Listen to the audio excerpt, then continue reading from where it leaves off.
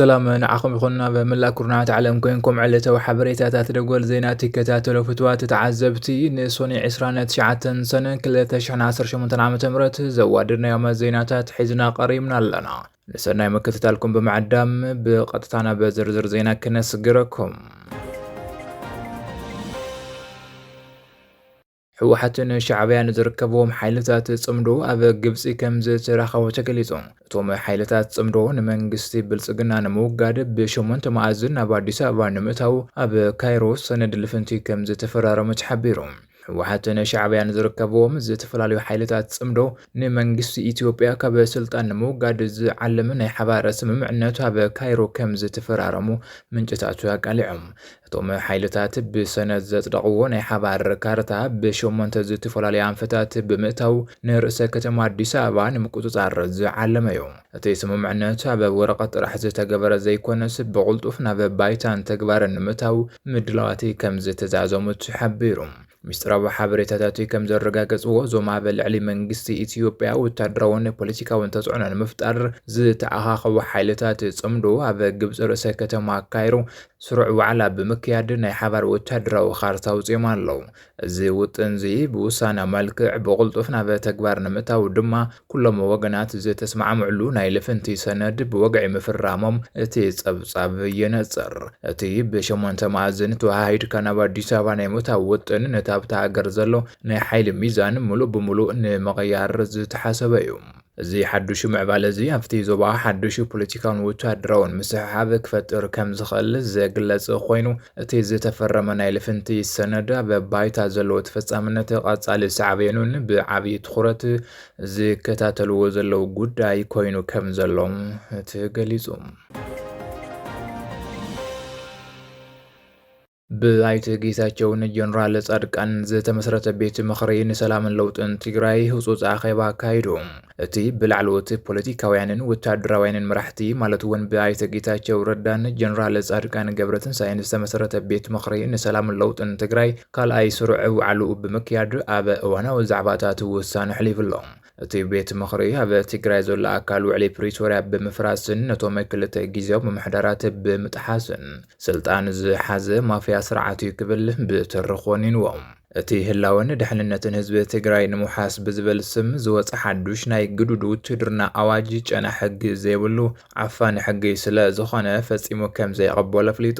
ኣብ ትግራይ ዘሎ ከቢድ ድርቅን ጥሜትን ተፈጥራዊ ጥራሕ ዘይኮነስ ብሰንኪቲ ንሓረስታይን መንእሰይን ካብ ስራሕ ፈናቒሉ ዘሎ ግዱድ ዓፈናን ግፋን ዝመፀ ፖለቲካዊ ውሳነታት ዝወለዶ ሰብ ስራሕ ሓደጋ ምዃኑ ገሊጹ እቲ ብኣይተ ጌታቸውን ጀነራል ጻድቃንን ዝተመስረተ ቤት ምኽሪ ኣብ መግለጺኡ ከም ዘነጸሩ እቲ ሕዚ ኣብ ትግራይ ዘሎ ጉጅለ ውዕሊ ፕሪቶሪያ ብኣፈሙዝ ብምፍራስ ስልጣን ንምንዋሕ ዕቑር ሃፍቲ ትግራይ ንምጉሕጓሕን ኩናት ከም ቀንዲ ስልቲ ምዝመዛ ይጥቀመሉ ኣሎ ኢሉ ህዝቢ ትግራይ ነዚ ስርዓት እዚ ብዝተበተነ መልክዕ ዘይኮነስ ብዝተወደበን ሓያል መርሕነት ዘለዎ ቃልስን ክምክቶ ከም ዝግባእ ብምግላጽ እቲ ቤት ምኽሪ ክሳብ ሕዚ ብኣባልነት ከይተሓቆፋ ዝጸንሐ ውድባትን ሲቪል ማሕበራትን ሕቱአን ተቐቢሉ ኣባል ንክኾና ብወግዒ አጽሪቁሎ እቲ ቤት ምኽሪ እቲ ገዛእ ጉጅለ ስልጣኑ ንምዕቃብ ብምኽርን ቡራኬን ሻዕብያ ገጾም ዝሸፈኑ ዕሱባት ብምጥቃም ኣዴታት ትግራይ ደቀን ካብ ጓጉአን እናመንጠሉ ዓለም ለኸ ወንጀል ዝኾነ ናይ መናእሰያት ገፋ የካይድ ከም ዘሎ ቃሊዑ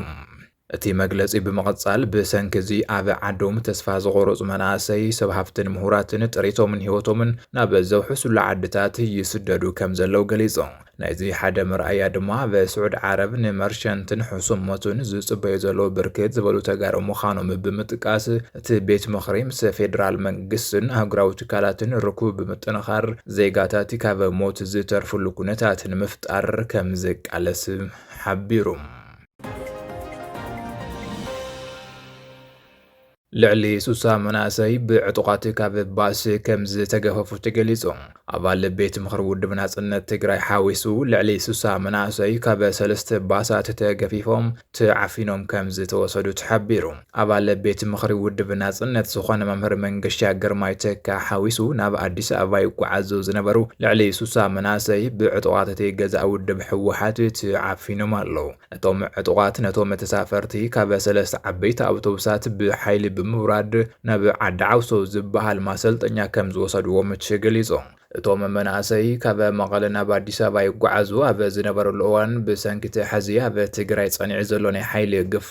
ሓድሽ ዘሰንብድ ናይ ጅምላ ዓፈናን ስጉምትን ተፈጺሙሎም ኣሎ። እዚ ተግባር እዚ ብሕጊ ብህዝቢ ይኹን ብማሕበረሰብ ዓለም ፍንፉን ዝኾነን ብኣፈሙዝ ጥራሕ ክነብር ዝፍትን ዘሎ ጉጅለ ዘካይዶ እኩይ ስጉምቲ ምዃኑ እቲ ሓበሬታ ይኸስስ። እቲ ጉጅለ ስልጣኑን ምዕቃብ ከምዚ ዓበደ ኣራዊት ዓይነ ብለይ ስነ ብለይ ብዝበለ መልክዑ ዝገብሮ ዘሎ ናይ ዓፈና ተግባር ዓድን ህዝብን ሙሉእ ብምሉእ ቅድሚ ምልካሙን ቅድሚ ምጥፎን ኣደብን ክሕዝ ኩሉ ዝምልከቶ ኣካል ተዋሃይዱ ሓበራዊ ቃልሲ ክገብር ከም ዝግባእ ድማ ውድብ ናጽነት ትግራይ ኣብ ዘውፅአ መግለጺ ገሊጹሎም።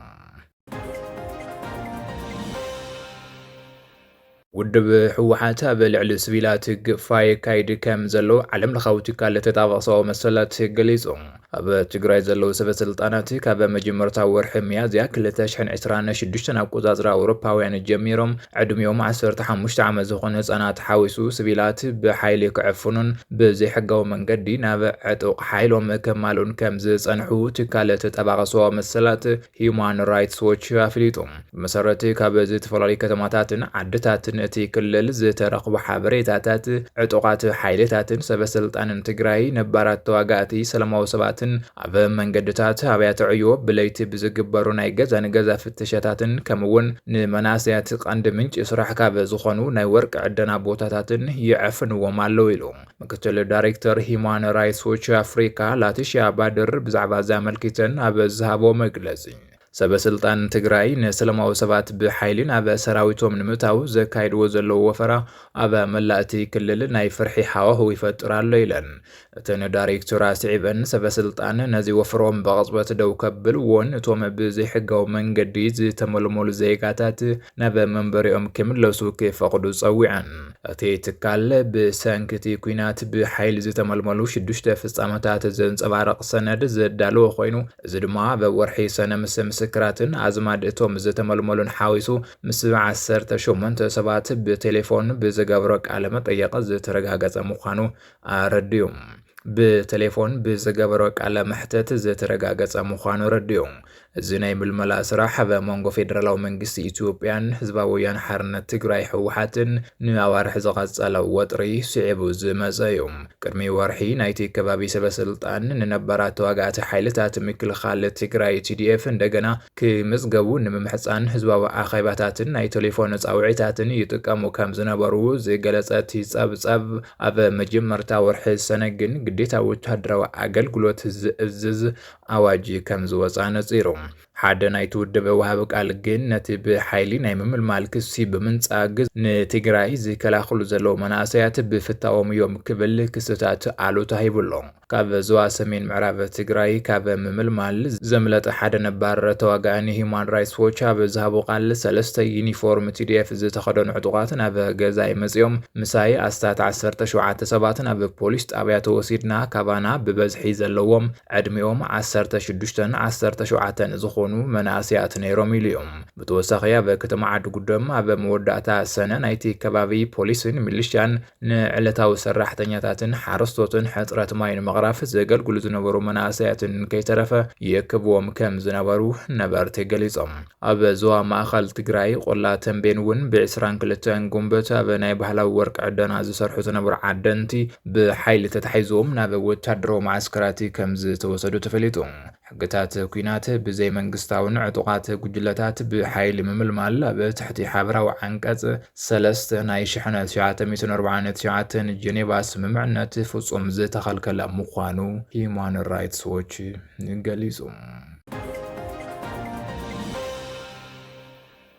ፊልድ ማርሻል ብርሃኑ ጁላ ብልዕሊ ሕወሓት ዝኸፈት ኩናት ብታንክን መድፍዕን ዘይኮነስ ብቴክኖሎጂ ኣብ ሰዓታት ዝውዳእ ኩናት ክብል ተዛሪቦም ሓይልታት ጽምዶ ድማ ብልዕሊ ኢትዮጵያ ዝተሰርሐ ናይ ጥፋኣት ሽርክና እዩ ክብል ፊልድ ማርሻል ገሊጹ ኣሎ።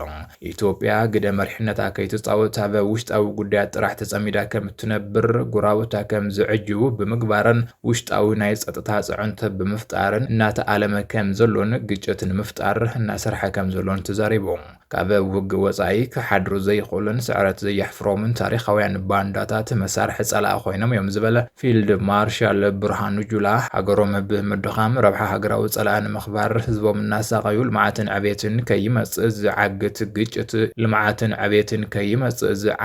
ግጭት እናፈጠሩሎም ምዃኑ ገሊጾም እዚ ተግባር እዚ ንታሪኻውያን ጸላእትን ተዘይኮይኑ ንህዝቢ ትግራይ ኣምሓራን ኦሮሞን ካብ ዕንወት ወጻኢ ዝረኽቡ ረብሓ የለን ኢሉ ኢትዮጵያ ኣፍ ደገ ባሕሪ ተጠቃሚት ምዃናን ምርግጋጽ እትገብሮ ዘላ ጉዕዞ ፈታኒ መስመራት ምሕላፍ ዝሓትት ምዃኑ ብምሕባር ምኩናናት ምክልኻል ላዕለዋይን ድልሉን ቅድመ ድልውነት ክገብሩ ከም ዘለዎም ተሓሳሲቦም ከባቢ ቀይሕ ባሕርን ቀርና ኣፍሪካን ናይ ጸጥታ ኩነታት ካብ ዝኾነ እዋን ንላዕሊ ናይ ግጭት ቀጠና እናኾነን እናተሓላለኸን ከም ዝመጸ ብምሕባር ኢትዮጵያ ካብ ዝኾነ ይኹን ናይቲ ዞባ ጸገማትን ተጠቃምነትን ክትሕልፍ ዘይትኽእል ሃገር ምዃና ገሊጾም ሎሚ ዝግበር ኣካይዳ ውግእ እግረኛ ሰራዊት ምስ ታንክን መድፍዕን ኣሰሊፍካ ምቅላስ ተሪፉ ኣብ ክንዱ ኤሌክትሮኒክስ ዋርፌር መሳርሕታት ብምጥቃም ኣብ ሓፂር እዋን ክዕወቱ ዝኽእልሉ መንገዲ ምፍጣር ምዃኑ ፊልድ ማርሻል ብርሃኑ ጁላ ገሊጾም